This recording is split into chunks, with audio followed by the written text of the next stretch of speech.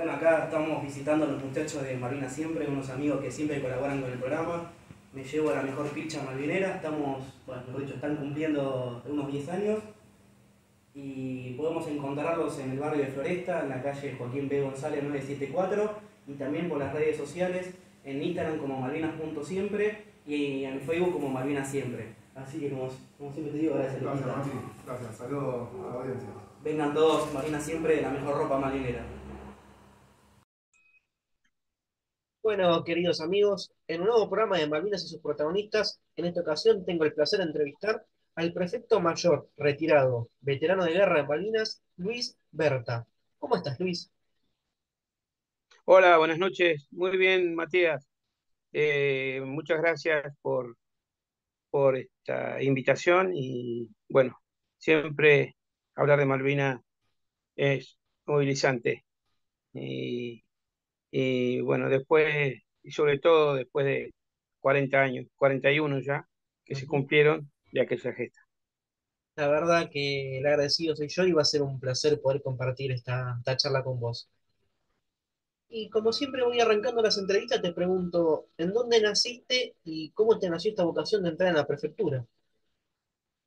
Bueno, yo nací en Concordia, Entre Ríos, soy entrerriano, y hasta que ingresé a la prefectura, a los 18 años, viví en Concordia. Bueno, de ahí me incorporé a la prefectura, al, al Instituto de Formación de Oficiales en Zárate, y después de ahí, a partir de ahí, seguí mi carrera en la prefectura. Eh, la vocación, obviamente, viene de familia. Mi padre era suboficial de la prefectura y yo vivía de muy chico frente a la prefectura de Concordia, con lo cual era mi patio de juegos cuando mi padre estaba de guardia, que era comunicante, era de comunicaciones, y muchas veces me cruzaba a la prefectura, así que jugaba al fútbol, aún siendo civil, jugaba al fútbol en el equipo de la prefectura, así que es toda una vida ligada a esta noble institución, a esta gran institución. Bien. ¿Y cómo fueron tus pasos día a día en la prefectura? ¿Cuáles fueron tus destinos? Yo estuve en la escuela de cadetes. Ujú. En aquel momento se hicieron, los cursos normalmente para oficiales duran 3 años por una cuestión de falta de oficiales en aquel momento, en los años 76, 77. eh, Se aceleraron los cursos, por lo cual mi promoción, el curso lo terminó en 2 años Ah, mire. y a partir de ahí eh, hicimos, pedimos los destinos y a mí me tocó ir como primer destino a Corrientes, a la prefectura de Corrientes, en la capital de Corrientes. En ese momento eh, todavía no estaba despierta, pues estaba dormida la vocación de ser piloto. Todavía hoy, a pesar del tiempo transcurrido, no sé por qué, pero evidentemente algo había. Ujú. No tengo antecedentes familiares ni nada relacionados con la aeronáutica, pero estando en Corrientes, ya el primer año me nació la idea de pedir el curso que todos los años se ofrecían, el curso de piloto aviador en la prefectura. El primer año no lo pude hacer y el segundo año, estando ya en el segundo año, me lo concedieron y bueno, después de 2 años vine a Buenos Aires a hacer el curso de aviador. En aquel tiempo duraba un año, 2 años, un año acá en Buenos Aires, en la Escuela Superior de Olivos, Sí. y el año siguiente en la base aeronaval de Punta Indio, de la Armada, en la Escuela de Aviación Naval, y me recibí de piloto a fines del año 1981. Así que me reincorporé a la prefectura en el año a fines del 81, ya como piloto, e inmediatamente empecé a hacer el curso para adaptarme al avión que la prefectura tenía en ese momento, que era el Short Skyline.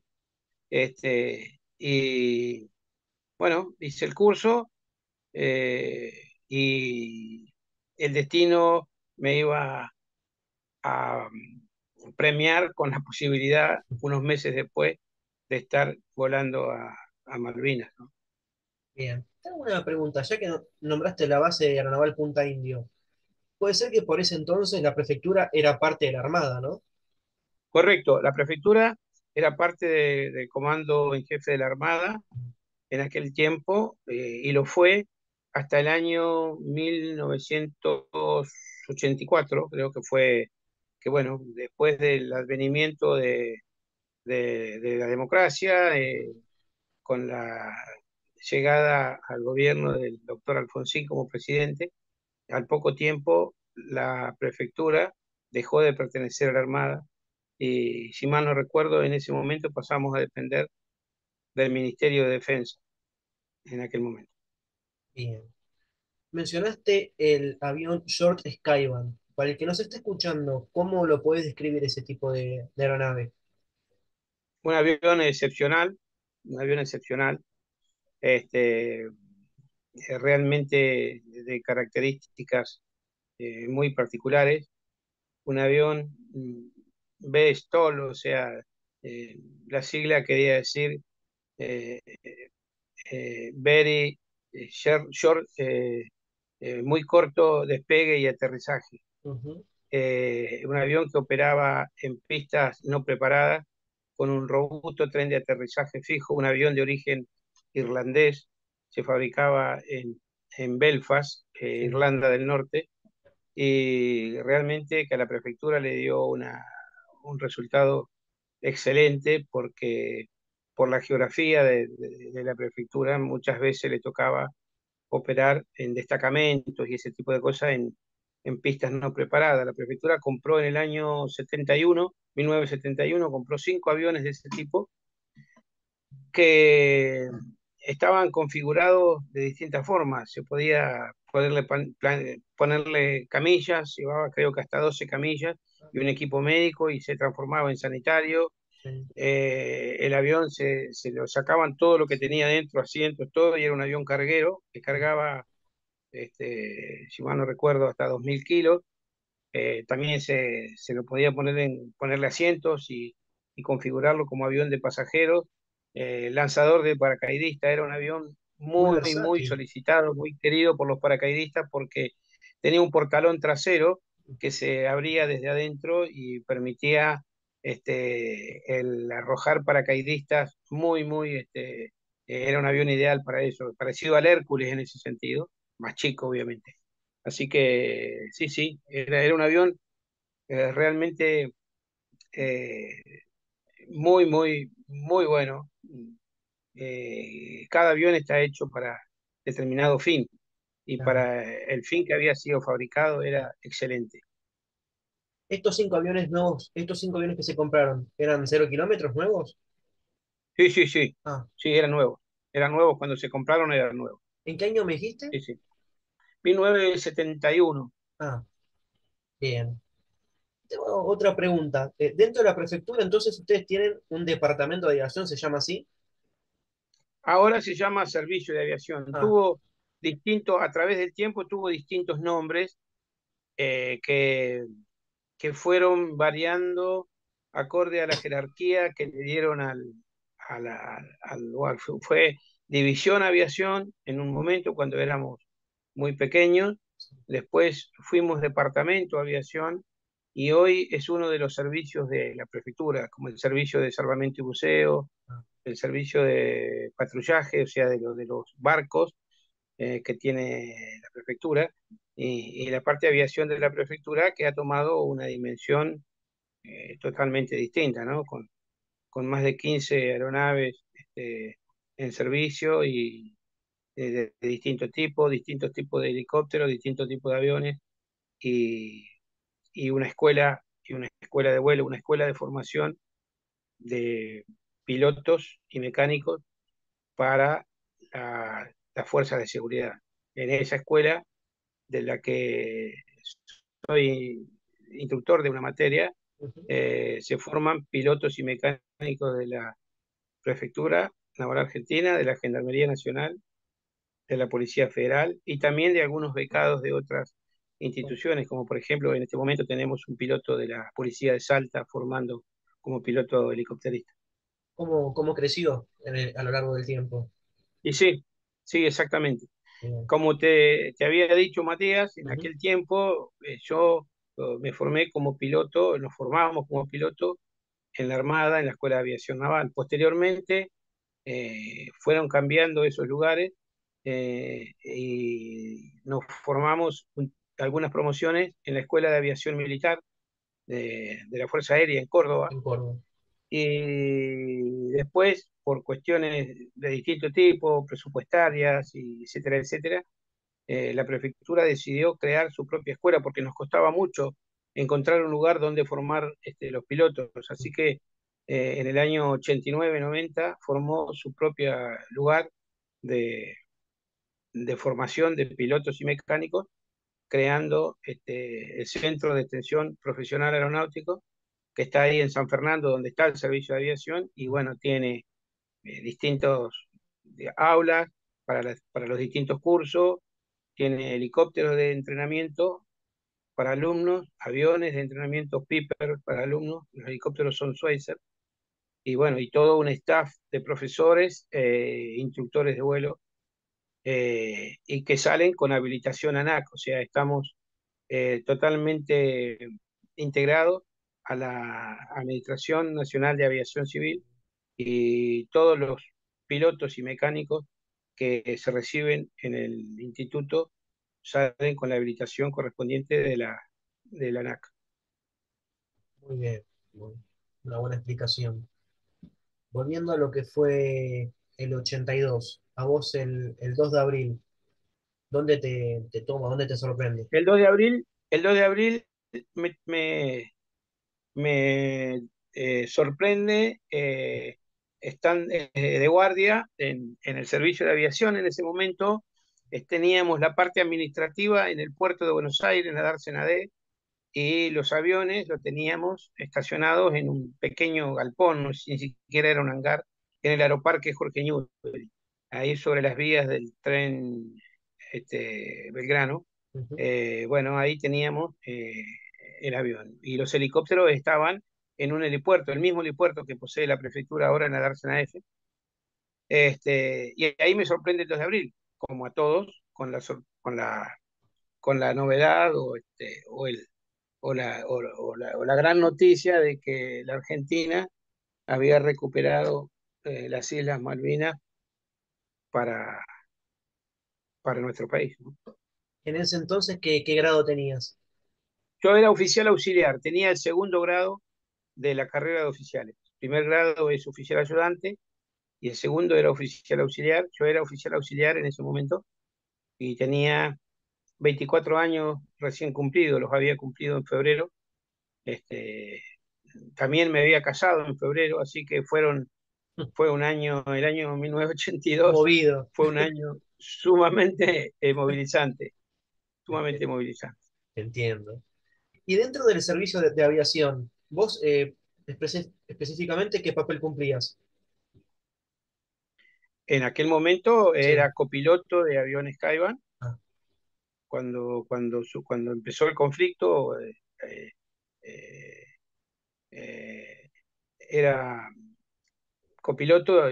Como te dije, llegué en diciembre, me reincorporé en diciembre del ujú. 81 e inmediatamente, junto con dos compañeros más de promoción, empezamos a hacer el curso de copiloto de aviones Skyban. Todos fuimos al sur porque la prefectura en aquel momento destinó todos los medios aéreos que tenía, los medios más grandes, ¿no? Porque también tenía helicópteros más chicos que por obvias razones no fueron, por autonomía y todo no fueron, pero sí fueron los tres helicópteros Puma Ujú. que tenía la prefectura, que eran nuevos prácticamente, habían sido incorporados entre el año 80 y 81 Ah, a la prefectura, exactamente, nuevos, comprados en Francia, y eran los helicópteros más modernos que tenía toda la aviación argentina en aquel momento. ujú, Este, y los cinco aviones Shore Skyban, que ya tenían sus años, o sea, en total 8 aeronaves fueron afectadas a las operaciones del conflicto del Atlántico Sur. Yo era copiloto en aquel momento del avión Skyban y oficial auxiliar, o sea, hacía guardia de seguridad, tareas administrativas, Eh, y tareas operativas, vuelos operativos en el Departamento de Aviación de la Prefectura. Bien. ¿A ustedes cuándo les llega la orden de movilización hacia el sur, como nos comentás? El primer, el primer avión, eh, nosotros, digamos, casi inmediatamente nos dimos cuenta que en algún momento, más tarde o más temprano, íbamos a estar afectados de alguna forma a esto. Sí, Así que casi de inmediato, internamente se empezó a eh, preparar las aeronaves como para un despliegue a tal punto que algunas aeronaves llegaron a pintarse con el esquema de camuflado antes de ir al sur.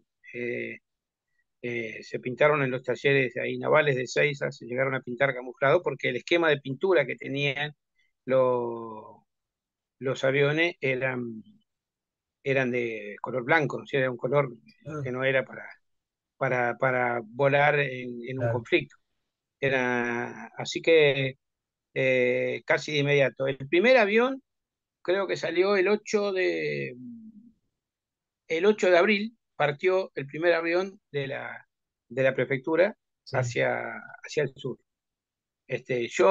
A mí me tocó viajar el 15 de abril salir hacia el sur con el avión George Skyban Papa Alfa 50 y pasar por Punta Indio, cargar un jeep con un vehículo terrestre de comunicaciones para trasladarlo a Malvinas, a Puerto Argentino, y así que de ahí seguimos viaje hacia Río Grande, haciendo distintas escalas, porque como llevábamos un vehículo muy pesado, Ujú. teníamos que volar con menos combustible, así que hicimos varias escalas en Trelew, en Río Gallegos, pernoctamos en Río Gallego y al otro día seguimos viaje a Río Grande. En definitiva, después no pudimos pasar por otras restricciones, no pudimos ser nosotros los que pasamos ese vehículo, así que lo desembarcamos en Río Gallegos y pasó a la isla en un avión Hércules de la Fuerza Aérea. Pero bueno, ya ahí quedamos incorporados Sí. al contingente de aviones, de aeronaves de prefectura a la aviación naval, digamos, que era de quien dependíamos nosotros. ¿Y cuándo cruzas a Malvinas? Nosotros estuvimos 15 días volando entre el 15 y el 30 de abril, Sí, estuvimos volando de ahí, entre Río Gallegos, la aviación de la prefectura eh, se organizó por equipos, por contingentes, digamos. Había un avión Skyban y un helicóptero Puma en Río Grande. ¿Por qué se organizaron estos equipos? Lo mismo había en Río Gallegos, un avión Skyban y un helicóptero Puma. Y después había previsto 2 aviones y 2 helicópteros más para Malvinas. Llegaron a cruzar los 2 aviones y un solo helicóptero. El Papa Alfa 12, el helicóptero Puma. Los otros quedaron en continente. ¿Por qué se armaron de esa forma? Porque nosotros íbamos a seguir cumpliendo las funciones, éramos los únicos ujú, prácticamente, que íbamos a cumplir las funciones de búsqueda y rescate. Todos los aviones que cruzaban y volvían con todo el puente logístico que significó llevar carga aérea desde el continente a las Islas Malvinas, sí, estaban de alguna manera custodiados o con la seguridad de que si tenían algún problema, algún incidente o accidente sobre el mar, había un avión y un helicóptero, el más cercano, había uno en Río Gallego, había uno en Río Grande que lo iba a buscar, que lo iba a auxiliar. Con lo cual, eh, eh, estábamos de guardia de alguna manera ahí, en esos aeropuertos, y además hacíamos vuelos de traslado logístico, de control de frontera. No sé si recordás, bueno, vos sos muy joven, pero habrás leído que en aquel tiempo había también un tema Chile. conflictivo con Chile, con lo cual hacíamos vuelo de control de la frontera, trasladábamos cargas entre distintos puntos de la isla grande de Tierra del Fuego. Hicimos todo un relevamiento de todas las pistas que había en la isla grande de Tierra del Fuego para usarla como alternativa en caso de que hubiera que sacar los aviones del aeropuerto principal, que era Río Grande o Ushuaia. Así que tuvimos mucho movimiento hasta que se nos dio la orden en abril, el 30 de abril, en realidad el día anterior, de cruzar a las islas. Nosotros, el 29 de abril, nos enteramos que al otro día íbamos a cruzar a Malvinas en el avión. Ya en Malvinas estaba el Shore Skyvan Papa Alfa 54 y el helicóptero Puma Papa Alfa 12 ya estaban en Malvinas, habían cruzado antes, y a mí con el Papa Alfa 50 me tocó pasar el 30 de abril. Siempre recuerdo una anécdota de ese 30 de abril. Yo me había casado el 5 de febrero y hablábamos por teléfono. En aquella época obviamente no existían los celulares, hablábamos por teléfono, un teléfono público que había en el aeropuerto de Río Grande. Hacíamos cola ahí, en un principio con fichas, con moneda, después ya había que hacer cola y regular el tiempo y hablábamos. Y yo llego a hablar con mi esposa en aquel momento, porque había ido al médico el día anterior y antes de salir para el río, para la isla, me cuenta que le habían dado los resultados de los análisis y que estaba embarazada. Así que yo, no sé, una hora antes de cruzar, me enteré que, que iba a ser padre y de hecho mi hija nació en diciembre, a mediados de diciembre nació mi hija mayor, ese año, 1982. Mirá. Así que cruzamos a la mañana. En principio íbamos a aterrizar en la base Cóndor en Darwin, pero después nos dieron la orden en vuelo de seguir directamente a Puerto Argentino. Y bueno, aterrizamos en Puerto Argentino y a partir de ahí ese día hicimos varios vuelos entre Puerto Argentino y la isla de Borbón, al norte de la Gran Malvina, que es de Soledad, que es el lugar donde la Armada Argentina había previsto ubicar o desarrollar su base aeronaval. Ujú. Así que se llamaba eh, Calderón, la base de la Armada, y nosotros fuimos ese día, hicimos muchos vuelos llevando eh, víveres, armas, soldados concretos, entre Puerto Argentino y la isla de Borbón, un lugar muy limitado, con pistas de turba muy cortas, las más largas tenían 600 metros, pero que para este avión, dadas las características que ya te describí, no tenían inconvenientes de operar, ¿no es cierto? Así que eso hicimos y ya a la tardecita, después del último vuelo que hicimos, nos quedamos ahí a pernoctar junto con los pilotos de la Armada que ya estaban ahí con otros aviones que ya estaban ahí en ese lugar. Del mismo 30 de Y abril. el mismo 30 de abril. Y al otro Sí, día, el 1 de mayo, empezó sí. realmente el ataque inglés. Así que estuvimos muy limitados para volar, no Ujú. solo por eso, porque de inmediato las fuerzas británicas establecieron la superioridad aérea del lugar, no obstante lo cual se siguió volando. Los aviones siguieron entrando y saliendo, pero bueno, hubo bajas. Si habrás leído sobre la guerra, derribaron un avión Hércules, derribaron una fragata, derribó un avión Learjet. A ver, hubo, pero los aviones siguieron entrando y saliendo, El último sacando momento. heridos, trayendo carga, trayendo cañones. Ujú. Ahora después te voy a contar la anécdota de cómo me sacan a mí de la isla con los compañeros de prefectura, cómo me sacan. Era un avión Hércules a la madrugada. Así que estuvimos ahí junto con los otros aviones y ahí también en la isla de Borbón se dieron una serie de situaciones bélicas a lo largo de los 15 días que tuvimos hasta que nos atacaron en tierra fuerzas inglesas, comandos ingleses que desembarcaron y destruyeron todos los aviones que estaban estacionados ahí en ese lugar. Ahí en la base Calderón compartían con los Mentor, ¿no? Estaban ahí.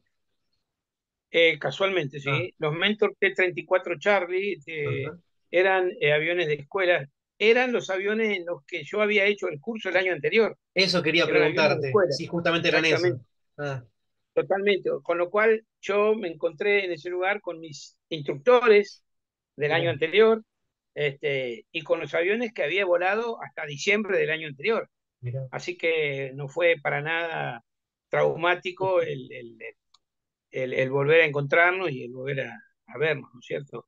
Eh, Ahí estuvimos hasta el primero, el 2 de mayo, porque el 1 de mayo dice la historia que hubo un ataque a la isla, a la base Cóndor, que era la de Darwin, Sí, en Puerto Darwin. con los Pucará. Y ahí, exactamente, y ahí destruyeron un Pucará, murieron 5 personas.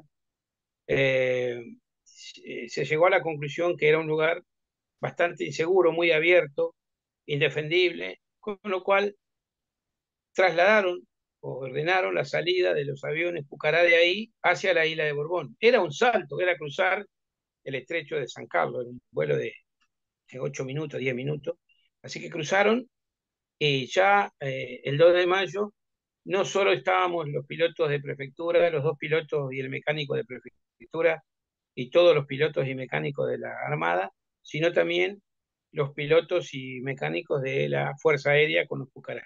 Así que el Pucará era todavía más limitado para operar en esa pista Ujú. porque tenía las ruedas muy finas, con lo cual, operando en una pista no preparada como esa, se hundía. De hecho, el primer avión que aterrizó, o el segundo, no recuerdo el orden, Sí.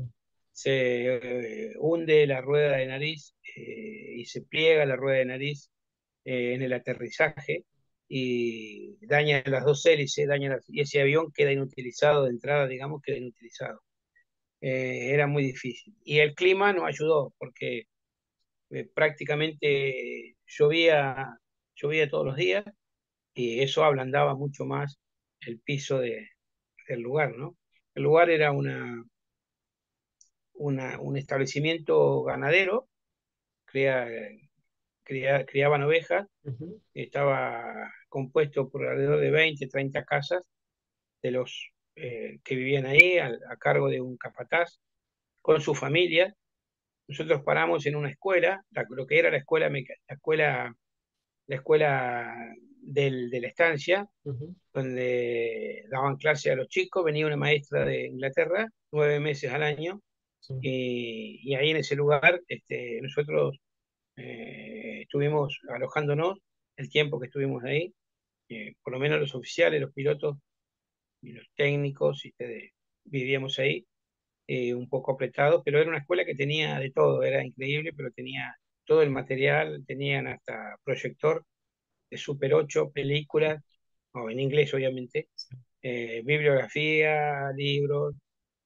Cuando llegamos la maestra ya no estaba y a los chicos nunca los vimos, estaban en sus casas.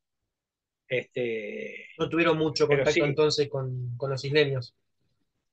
no tuvimos mucho contacto y además había una orden, por lo menos no escrita, de no molestar, al punto de que eh, lo que eh, consumíamos, vivíamos rodeados, yo creo que nunca vi tanta densidad de ovejas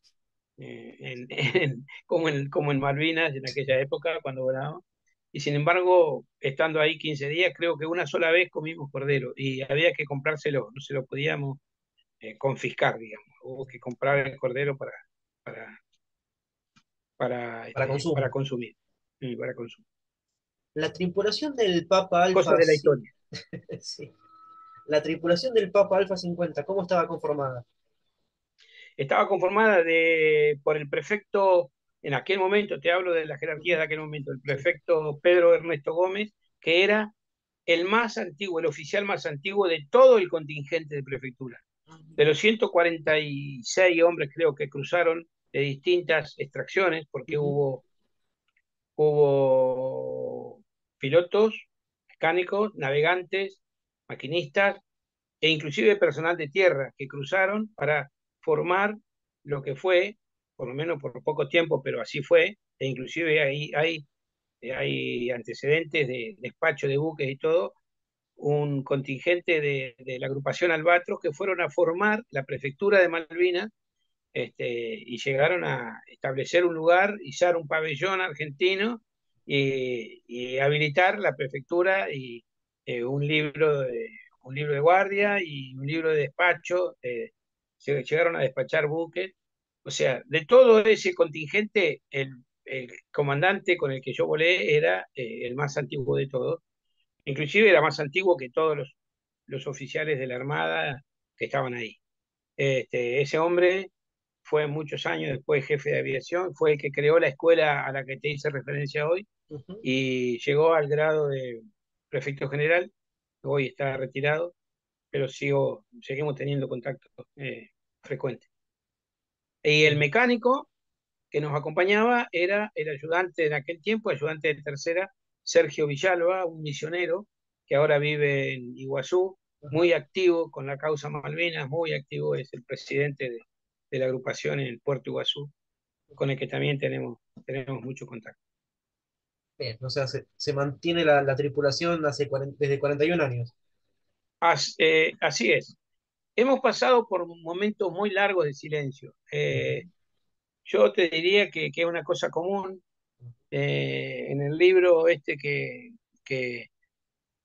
inauguramos para el año pasado, para los 40 años, con el prefecto Raúl Novo, que era el comandante del otro avión, el que estaba en Puerto Argentino, el Papa Alfa 54. Lo hacemos participar a un psiquiatra en el libro con sus opiniones, porque en realidad fuimos descubriendo, a medida que fuimos escribiendo y viendo los antecedentes, y sobre todo es un libro testimonial, donde se basa mucho en, quisimos darle protagonismo al silencio, porque descubrimos, y por eso la participación del psiquiatra, descubrimos que era una cosa común en todos, no solamente en nuestra gente, la prefectura, sino en la de las otras fuerzas, que nos llamamos a silencio. Tuvimos muchos años callados y silenciados del tema Malvinas, silenciados con la familia, con los amigos, no se hablaba de Malvinas, hacía algo. Aparentemente es un mecanismo de la mente que las cosas que nos duelen o que eh, se, eh, se tratan de no recordar, pero cuando empezamos de nuevo a hablar, eh, aparecieron los recuerdos, aparecieron las cosas, inclusive cosas que no recordábamos, que no sabíamos que habían pasado. Y realmente son muchísimas. Yo creo que si se pudiera hacer un compendio de todo lo que pasó, lo que pasaron, no nosotros, todos los que participamos de Malvinas, haríamos 2 veces más libros de los que hay, o 3 veces más libros de los que hay publicados, porque realmente hay muchísimas anécdotas o cosas que pasaron, algunas muy duras, algunas muy tristes, algunas muy fuertes y algunas de una grandeza humana tremenda, notable, que ocurrieron y que no están escritas, que, decir, que se van perdiendo, se van a ir perdiendo a medida que los protagonistas desaparezcan, ¿no? Como está ocurriendo. Por eso, siempre que ustedes quieren hablar y yo les doy el espacio, esto queda registrado y trasciende, va a trascender. Sí, por eso es cierto, Matías, ustedes cumplen, la gente como vos cumplen una labor muy importante en eso.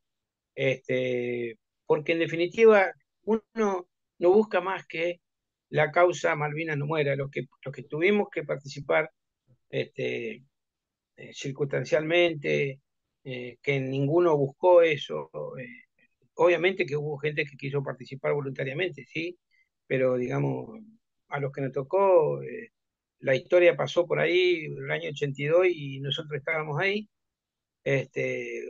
Hubo mucha gente que hubiera querido ir y no pudo, eh, pero lo que buscamos es que la causa Malvinas no muera, que la causa Malvinas siga vigente para las generaciones, porque estamos convencidos, como está convencida mucha gente que sabe más que nosotros, que no participó directamente en las acciones bélicas, que las Islas Malvinas nos corresponden por de hecho y de derecho, nos corresponden y son parte de nuestro territorio. Ujú. Después las circunstancias geopolíticas de poder mundial y de lo que sea han hecho por ahora de que las islas estén en manos de otra potencia, de otro país. Pero yo creo que una manera de que lleguemos alguna vez a recuperarla es que las generaciones venideras sepan mucho más, o con mucho más detalle, lo que fue la causa Malvina de mano de los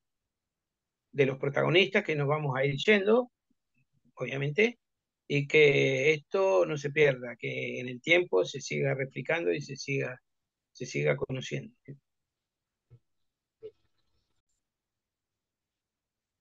Bien, Luis, ahí nos estabas también comentando que cuando llegaste a Borbón estaban tus instructores de cuando hiciste el curso de aviación. ¿Con quién te encontraste allá en Borbón, por ejemplo?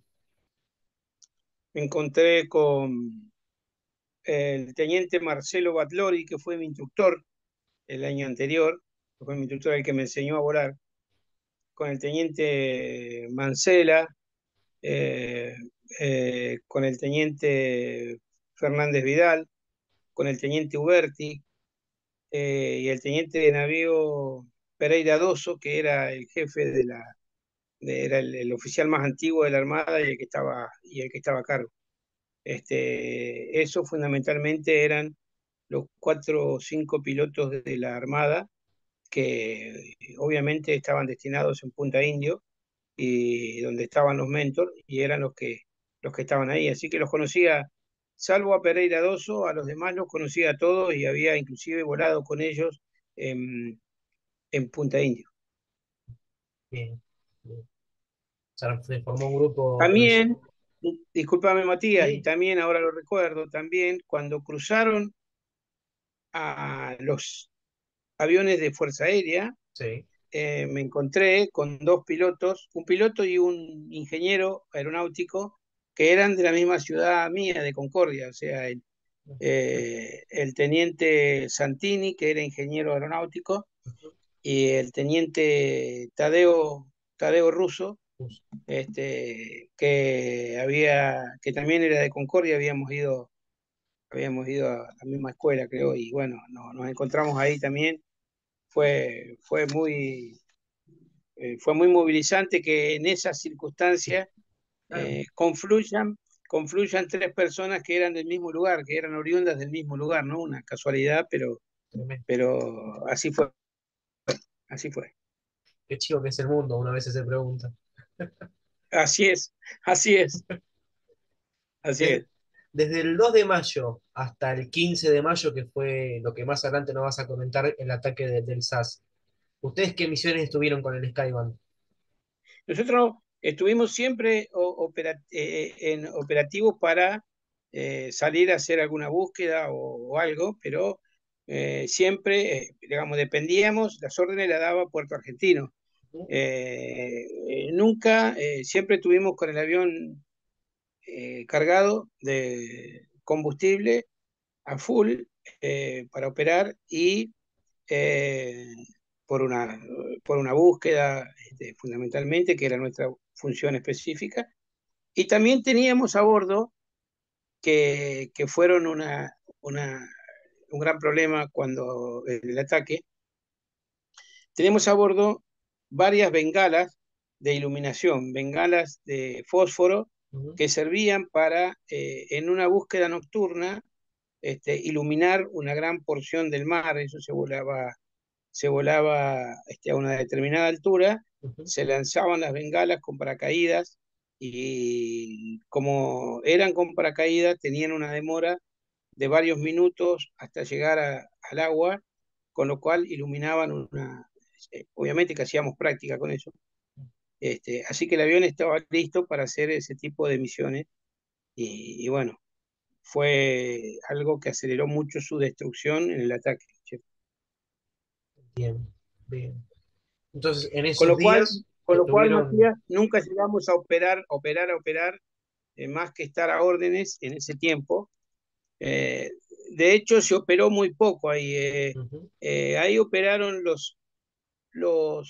en Borbón, operó el 1 de mayo, operaron 2 o 3 aviones Mentor que salieron a volar en sí, una misión de ubicar a unos helicópteros. Había sido derribado un avión Harrier y había helicópteros británicos buscando sobre costa argentina, ahí en Malvinas, y le dieron la orden a los Mentor de ir a reprimirlo, le dieron las coordenadas del helicóptero, 1 o 2 helicópteros, pero resulta que cuando lo tenían a la vista, estaban llegando y lo tenían a la vista el helicóptero que estaba haciendo la búsqueda para rescatar al piloto británico que se había arrojado en paracaídas.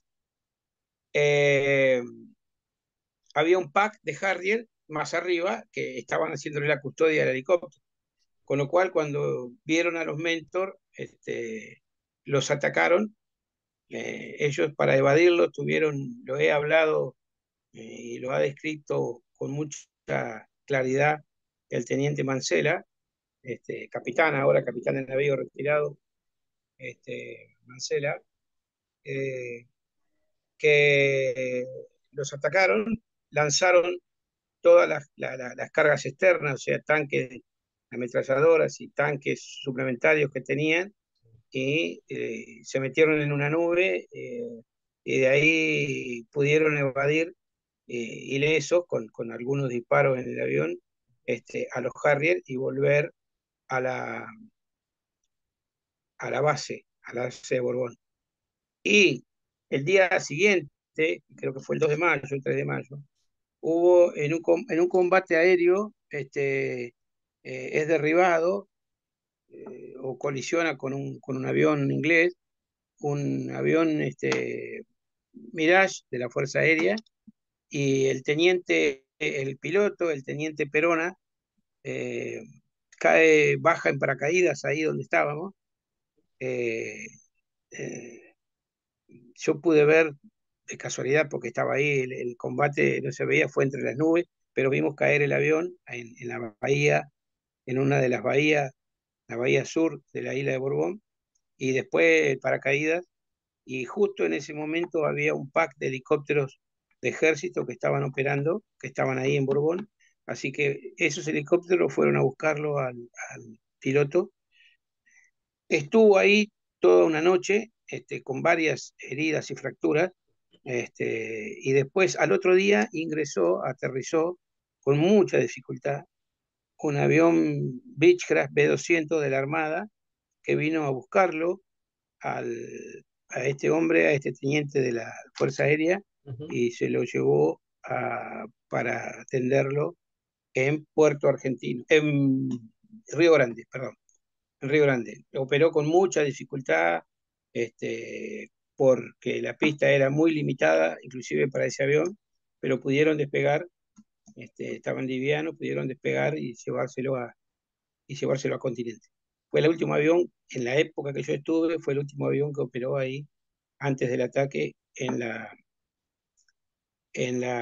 isla de Borbón. O sea que por lo que nos comentás, nunca más ustedes volvieron a Puerto Argentino. Nosotros, el Papa Alba 50, nunca volvió a Puerto Argentino. Fue Mm. destruido en tierra junto con el resto de los aviones Mentor y los Pucará que estaban estacionados. De alguna manera, nosotros intuíamos que algo iba a pasar, porque tanto tiempo sin operar con aviones eh, que estaban expuestos, sin defensa antiaérea, toda la defensa de la isla de Borbón era un grupo de infantería de marina, no me acuerdo exactamente si eran 70 80 hombres, a cargo de un par de oficiales, guardia marina, tenientes de navío de la Armada y suboficiales, y en su mayoría conscriptos de la Armada, que estaban cuidando ese lugar, pero sin armamento pesado, sin armamento antiaéreo, sin. Claro. con lo cual en el momento del ataque no hubo mayores defensas, ¿no es cierto? En estos días de mayo, antes del 15, ¿ustedes fuego naval recibieron? No, solamente el día del ataque, Solamente el solamente el día. día del ataque, el 15 a la madrugada. Nosotros nos habíamos ido preparando durante los días, habíamos de alguna manera, a ver, hay que poner en contexto Ujú. la capacitación y la formación de nosotros, ¿no? de la gente de prefectura respecto a los militares. ¿En qué sentido? En que nuestra participación de alguna manera era contracultural en el sentido de la formación que teníamos. Nosotros nos formamos en la prefectura para la salvaguarda de la vida en el mar. Una de las premisas que tiene la prefectura como institución, además de un montón de funciones, esa es una de las más importantes. Con lo cual, ir a pelear una guerra o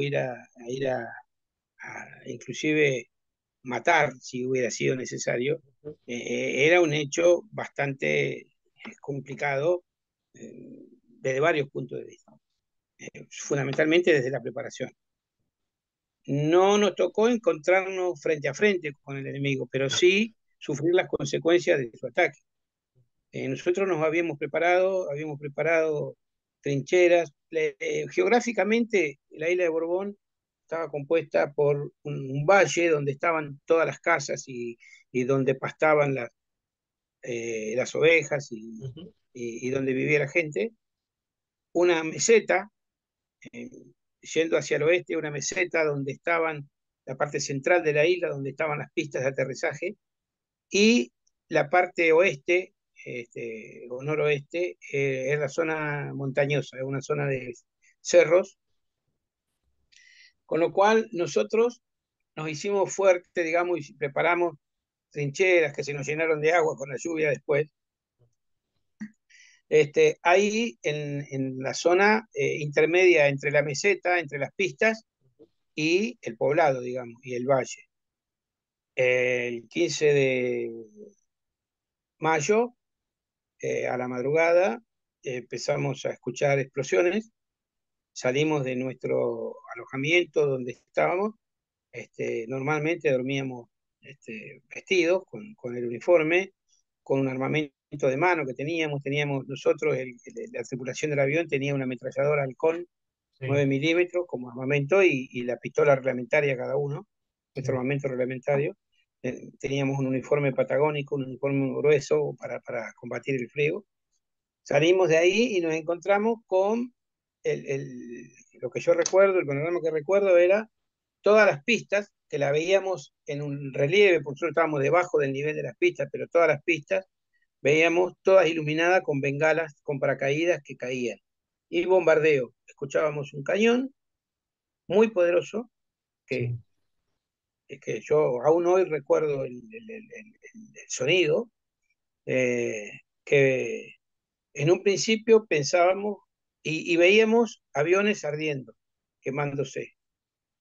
En un momento pensamos que el motivo por el cual los aviones estaban ardiendo era por el fuego.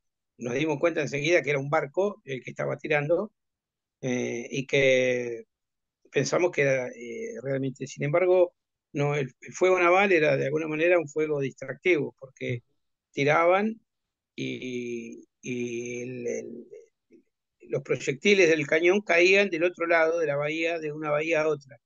Era un destructor que se había acercado, pero habían bajado unas horas antes, en 2 helicópteros, habían bajado los comandos en la parte montañosa de la isla, habían estado observando hacía varios días después, o después de leer Sí. eh, las crónicas de los propios ingleses, habían estado observando todo el panorama y bajaron mientras ellos mismos iluminaban con bengalas el lugar y el fuego naval amedrentaba de alguna manera las defensas argentinas, bajaron y destruyeron los aviones con cargas explosivas, con con armas livianas, con FAP, agujerearon los aviones, y tenían unos lanzacohetes portátiles, Ujú. lanzacohetes que se usaban también en aquella época en otras acciones, este, y con eso destruyeron prácticamente todos los aviones. Las cargas explosivas las ponían en los motores de los Pucará, y realmente el ala se partía, se Claro. caía. Y bueno, los otros aviones. Y al Skyban, que le pusieron cargas explosivas, al estar a full de combustible, 2.000 litros de combustible, más las bengalas que tenía dentro cargadas en la cabina, hicieron que el avión prácticamente desapareciera. Se consumió Con el completo. tiempo, y quedaron las puntas de ala, Ajá. las hélices y el empenaje de cola, el resto, todo el fuselaje y parte de las alas, y eso desapareció. Y cuando Desapareció, literalmente desapareció. desapareció. Y cuando fue el ataque ese en la pista, ¿ustedes estaban todos en el valle o había seguridad entre los aviones? Había gente de la infantería que se había acercado a la pista, inclusive hubo enfrentamientos. ¿Me estás viendo? Ok. Ahí está. Eh, Te estaba contando que bajaron, digamos, a la pista, se acercaron a la pista el personal que estaba haciendo el cuidado, el personal de infantería de marina, e inclusive tuvieron algún tipo de enfrentamiento este, con los comandos ingleses. Hubo un conscripto que fue herido en un brazo, tuvo un roce pero solamente eso. Y ellos, aparentemente con un herido, porque había restos de sangre ahí en la pista, Ujú. eh, se van de ahí porque la pista tenía colocado en la mitad, en la confluencia de las pistas confluían en un punto central, se Sí, cruzaban, digamos, las pistas, ¿no? En ese lugar se habían colocado explosivos para, en caso de ataque, volar la pista y evitar que fuera usada la pista utilizada claro. por los aviones ingleses. Con lo cual, en el momento del ataque, alguien dio la orden de volar la pista. Y de hecho, estando ellos operando, destruyendo los aviones, la pista fue volada. Eran varios kilos de trotil o algo que produjeron tres grandes cráteres ahí en el medio de la pista, y que de alguna manera había alguien que estaba cerca que fue herido por la explosión, Ujú. y bueno, quizás pensando que los estaban atacando con algún armamento más pesado, qué sé yo, huyeron, pero ya habían cumplido la misión Era- para lo que vinieron, que era destruir los aviones. Si hubieran querido seguir para abajo, lo podían haber hecho seguramente tranquilamente. lo podrían haber hecho tranquilamente, porque era gente, evidentemente, eran comandos, era gente muy preparada, Sí, era sobre todo gente psicológica. del SAS, era. Absolutamente, Es un típico golpe de mano de comando, absolutamente, de manual. absolutamente. Trataron de hacer alguna cosa parecida en el continente, no sé si has leído respecto a los aviones Superetendard, sobre todo después del Ujú. ataque a la Sheffield. Sí. Trataron de llegar con helicópteros también a, Operación Micán. A Río Grande, exactamente, Ujú. exactamente. Sí, Y le fue mal sí. porque hubo una avanzada de infantería que los escuchó, que los vio y que dio la orden, dio el aviso. Pero según dicen las crónicas militares que he leído tiempo después, Ujú. de alguna manera las fuerzas argentinas estaban avisadas de que iba a haber un ataque de ese tipo, o iba a tratar de haber un ataque de ese tipo en Río Grande, porque la idea era desactivar a los superetendar de, de ese lugar, ¿no? Claro. Y ustedes cuando, me imagino, obviamente, ruido de explosiones, el tiroteo, cuando se hace el silencio, cuando ya se repliegan los británicos, que me imagino, obviamente, todo de noche, oscuro, ¿cómo fue para ustedes después? Mirá, fue de noche oscuro, se acabaron las bengalas, pero los aviones estuvieron ardiendo por horas y había que tener cuidado, si bien estaban altos y no corríamos mucho riesgo, las ametralladoras que estaban cargadas bajo la sala, Ahí van por explotando. el calor, se disparaban, claro, se disparaban y disparaban munición trasante que la veíamos pasar por arriba nuestro, porque los aviones estaban más altos que nosotros. Sí, ¿Se entiende la sí, cuestión? sí. Bueno, hasta que estimo por lo menos 2 o 3 horas después que había un silencio total y ya esperamos el amanecer, nos recomendaron los infantes no acercarnos a la pista, queríamos ir a ver este, parte de nuestras cosas, de nuestras cosas privadas, la ropa, y estaban en el avión, obviamente que desapareció todo. Nos quedamos solamente con lo puesto, con el uniforme, Ujú. toda la parte de vuelo, la valija, todo se Todo quemó se con el perdió. avión, desapareció, todo se perdió. Eh, y nos recomendaron no acercarnos porque era probable que hubieran dejado cargas con retardo, como aparentemente ocurrió, en la huida hubieran dejado cargas con retardo para producir más daño. Así que no fuimos, sabíamos que el avión no existía más, que el avión Skybar no estaba, como nos dijeron gente de la Armada que se acercó a la pista, Ujú. y bueno, ahí esperar el amanecer y ver cómo evolucionaban las circunstancias, ¿no es cierto? De hecho, la Fuerza Aérea envió alrededor del mediodía de ese día, Ujú. envió un helicóptero Chinook para rescatar a los pilotos y al personal de la Fuerza Aérea que había quedado ahí, sin Claro, aviones, sin aviones no tiene sentido. igual que la gente de la Armada. Claro. Y el comandante, el prefecto Gómez, optó por replegarnos porque no cumplíamos ninguna función ahí. Íbamos a ser más útiles en Puerto Argentino, donde había todavía un avión, Ujú. o estaba el resto de las tripulaciones. Así que nos subimos al helicóptero y volamos con ellos hasta primero Puerto Darwin, eh, y posteriormente almorzamos en Puerto Darwin, en la base Cóndor, y de ahí fuimos a Puerto Argentino. Yo estuve 15 días, vi combates aéreos, vi gente que se enfrentó con el enemigo y que volvió, vi un piloto de Dagger herido que estuvo con nosotros todo prácticamente un día, y nunca sentí miedo realmente, pero el volar en el Chinook, primero de Isla de Borbón a Darwin y después de Darwin me produjo realmente un temor que no olvido, porque Wow. era consciente, Ujú. era consciente de que estábamos indefensos, Ujú. volando en un territorio que estaba dominado por, por, este, Con el por enemigo. los ingleses, Ujú. y que no teníamos ninguna chance. Digamos, si bien el helicóptero iba artillado con una ametralladora ahí adentro, pero no teníamos, yo sabía, como piloto, sabía que no Ujú. teníamos chance.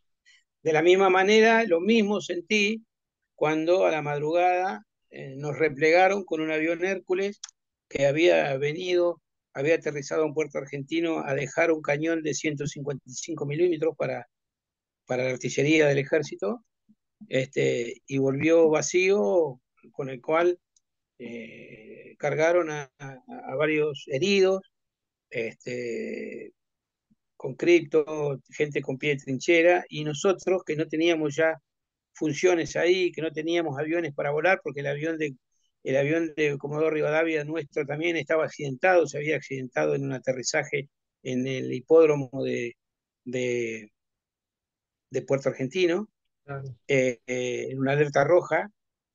Rompió el tren de aterrizaje en una zanja y quedó inutilizado, lo mismo que el helicóptero que fue alcanzado por fuego naval inglés y quedó perforado con, con más de 60 perforaciones en el cono de cola que lo dejó inactivo. Así que estábamos todo un par de pilotos y mecánicos ahí sin una función específica en ese momento. Así que nos ordenaron replegarnos, nos subimos a ese avión, operando sin luces, prácticamente a oscuras, con mucho frío, con mucho viento, y el avión despegó, prendió las luces para el despegue, un segundo, 2 segundos, y después fue toda oscura. Sabíamos que los vuelos eran a ras del agua, así que todo el tiempo que duró ese vuelo, desde Puerto Argentino a Comodoro Rivadavia, fue terrible, sobre todo hasta que el avión prendió las luces, cuando ya estaba seguro. Fueron 2 horas o más de un parto, sentados en el avión, con el Sí. ruido del avión, con olor a querosén del avión y con frío, con miedo, realmente con miedo, porque sabíamos que era, que era una Probable situación que, sí, límite, eh, eh, claro, donde la cuestión, Matías, es cuando uno no tiene las posibilidades de defensa, cuando uno no claro. tiene herramientas para defenderse, no tiene Ujú. la indefección, el sentimiento de indefección es mayor, ¿no es cierto? Quedas a la Así espera. que eso fue, sí, sí, sí, sí, ¿En qué sí, fecha sí. fue ese vuelo para volver?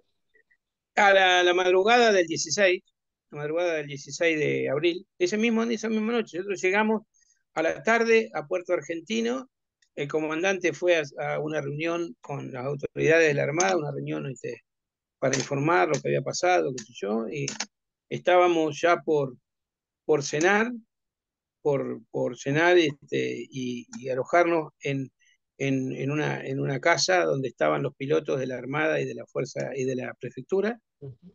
y buscando un lugar donde acomodarnos. Teníamos lo puesto, así que no había mucho para... Y nos avisaron, llega un llamado telefónico ahí desde el aeropuerto, desde la torre, que venía hacia acá un avión Hércules hacia Puerto Argentino, iba a aterrizar, no sé si en 2 horas, 1 hora, 2 horas, iba a aterrizar un avión Hércules que venía a dejar un cañón y se volvía. Así que ahí, bueno, se habló y fuimos a Puerto Argentino, desde ahí, desde Stanley, desde Puerto Argentino hacia el Sí. aeropuerto. Y era todo una odisea. ¿Por qué? Porque el camino estaba minado, era un camino que había que hacerlo con un vaquiano que Ujú. conocía, porque era todo oscuro, no había una luz, era solamente la luz del vehículo que te llevaba, Ujú. normalmente un Jeep Land Rover, de los que había muchos ahí en la isla, y te llevaban hacia el aeropuerto. Así que fue un viaje que duró, si bien era muy cerca, duró varios, pero varios minutos, porque íbamos a cargo de un vaquiano que iba llevando 2 vehículos por un camino que él conocía, pasando lejos del campo minado se había establecido ahí, ¿no? Como Sí, seguridad. entiendo. Llegamos al aeropuerto, estuvimos esperando al costado de la pista, ahí al costado de una de las cabeceras, y no sé cuánto tiempo estuvimos esperando, hacía mucho frío, había mucho viento, y en un momento sentimos un ruido, una luz que se prendió en la otra cabecera, o sea, estaba a más de 1000 metros, Ujú. 1000 y pico de metros de distancia de donde estábamos, y, y sentimos la reversa de las hélices del avión Hércules que había aterrizado. No lo habíamos escuchado, no lo habíamos visto llegar, Todo aproximó oscuro. en total oscuridad. Tremendo, Realmente tremendo. la disposición, el convencimiento y la profesionalidad que demostraron era una cosa increíble, increíble, increíble. Yo que era piloto muy nuevo, pero que entendía eso, me Ujú. quedé maravillado, ¿no? Bueno, después la maniobra de bajar el cañón fue tremenda, en medio de la nada, y esperando que en cualquier momento apareciera un Harrier y nos metiera un bombazo. Ahí en Ujú. el medio éramos un grupo de mucha gente, donde había muchos heridos que estaban esperando para embarcar, gente en camilla, este, y hasta que lo pudieron bajar, después de maniobrar como 1 hora, siempre con el avión en marcha, con los 4 motores en marcha, con lo cual nos comimos todo el humo de los escapes, hasta que lo bajaron, y ahí embarcamos todos los que estábamos de inmediato, que éramos como 40, 30, 40 personas, sentados en el suelo, por supuesto, y el avión cerró la escotilla, cerró la puerta, Ujú. entró a la pista y volvimos a despegar. Y ahí, digamos, casi al amanecer, estábamos llegando, o a la madrugada, estábamos llegando a Comodoro Rivadavia, Ya sería ese día. la madrugada del El 17, 16, del el 16. 16, el Ah, 16, el bien. 16. Bien. Eh, de ahí nos fuimos a cenar, eh, a esa hora, nos preparamos para dormir y en mi caso particular, o de todos los pilotos, como el contingente nuestro, el contingente que estaba en la isla, en la parte terrestre, en el continente, perdón, Ujú. estaban entre Gallegos y Río Grande, nos avisan que un avión guaraní de la Fuerza Aérea salía temprano de Comodoro Rivadavia a Río Gallegos. Así que nos subimos, los tres pilotos, los dos pilotos, los tres pilotos, porque habían embarcado con nosotros pilotos también del otro avión que estaban ahí en Puerto Argentino. Sí. Éramos tres pilotos y dos mecánicos, nos embarcamos en el avión guaraní y nos fuimos a Río Gallegos. Y ya ahí en Río Gallegos a mí me dieron la orden de replegarme a Buenos Aires, con lo cual 1 o 2 días después me subí a una aerolíneas argentina, Sí. y, y me vine para Buenos Aires, para Aeroparque. Así que yo el 18 por ahí estaba acá, 17, 18, estaba acá en Buenos Aires, aterrizando en Buenos Aires, ya de regreso, y ya no volví a la isla, eh, eh, ni al sur para operar en la guerra. Te quedaste acá en Buenos Aires. Me quedé acá en Buenos Aires. La prefectura, con sus aeronaves, hizo más de 95 misiones Ujú. precisamente en la isla y 252 misiones en general, en Entiendo. total, en el resto de los lugares donde operó. Y realmente voló 458 horas de vuelo, eh, 195 en helicóptero y 263 horas en avión. eh, y el último avión, se operaron prácticamente todos los días, 80 días en total se operaron en el conflicto del Atlántico Sur. Y el último avión, como te dije hoy, el primer avión, la primera aeronave salió el 8 de abril y el último avión voló o volvió acá a Buenos Aires el 26 de junio del año 1982. O sea, ¿Quedaron allá o perdimos? Perdimos el avión George Skyvan Papa Alpha 50, que era el que yo volaba, ujú.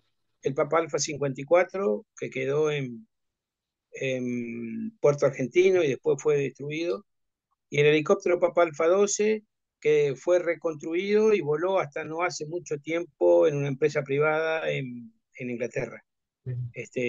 Participó de la guerra de Afganistán, estuvo también en Irak, con distintas matrículas, y creo, hay que seguir el rastro, creo que está en un museo en este momento, en un museo aeronáutico en Londres o en algún lugar de Inglaterra.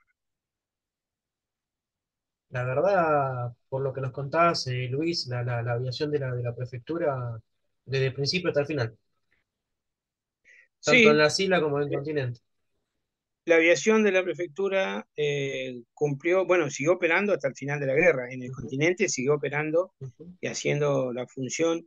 Hay una operación, hay una operación importante que fue el rescate de los tripulantes de la isla de Borbón que quedaron sin avión. O sea, todos estos tripulantes de los que yo te hablaba hoy, Ujú. que volaban Mentor, se quedaron, al igual que nosotros, se quedaron sin aeronave para operar, con lo cual se quedaron ahí inoperativos, digamos. Claro. Nosotros nos volvimos en la primera aeronave que apareció, nos subimos y Ujú. nos volvimos a Puerto Argentino, pero ellos se quedaron ahí. Se armó una operación de rescate muy, muy comentada, Ujú. con dos helicópteros Sea King de la Armada que volaron de Río Grande a la isla de Borbión, los cargaron a todos y los retiraron. Inclusive hubo también una operación de un helicóptero, de un avión Twin Otter de la Fuerza Aérea, que también hizo un vuelo de rescate para personal de la Fuerza Aérea que había quedado ahí, también con éxito. En ese vuelo de rescate de los dos, de los dos helicópteros Sea King de la Armada, que rescataron a los tripulantes de la Armada que quedaron en Borbón, participó activamente un helicóptero Puma. Los helicópteros Sea King no estaban equipados con, con un equipo moderno de navegación. De hecho, no tenían navegador Ujú, para tener precisión en la navegación hacia Borbón. ujú. Con lo cual, más de la mitad del trayecto hacia Malvinas los acompañó el Puma haciéndole la navegación, porque el Puma, por ser un helicóptero nuevo, que como te comentaba había sido incorporado en el año 81, Sí, tenía un equipamiento muy bueno, electrónico y de navegación muy bueno, o sea, tenían un navegador muy preciso y de hecho hicieron la navegación acompañados del helicóptero Puma, que prácticamente lo acompañó hasta que tuvieron las islas a la a vista la vista. y se volvió a continente. La O verdad, sea, sí. quiero decir con esto Ujú, que la aviación de la prefectura cumplió acabadamente ujú. las funciones para lo que lo habían, que le había asignado en ese momento la Armada, que era de quien dependíamos este, operativamente. Claro. La verdad, Luis, fue un placer entrevistarte. Había muchos datos que no conocía, así que realmente te agradezco. Espero que te hayas sentido cómodo. Por mi lado fue así. Y Muy bien, igualmente, Matías. te agradezco. Muy cómodo y a tu disposición y a lo de tu equipo, tus compañeros. Valoro mucho el trabajo que ustedes hacen, valoro mucho, sobre todo porque muchos de ustedes conocen la causa por lo que leyeron, por lo que les contaron, por lo que ven en los videos y todo eso. Y eso tiene mucho más valor todavía porque, porque el empeño, la dedicación que ustedes le ponen a la causa es realmente muy valorable. Así que a tu disposición para cuando ustedes lo necesiten. Te agradezco mucho por tus palabras, Luis. Te mando un fuerte abrazo y estamos comunicados. Gracias, Matías. Igualmente para ustedes. Chao, gracias. Hasta luego, gracias, muchas gracias.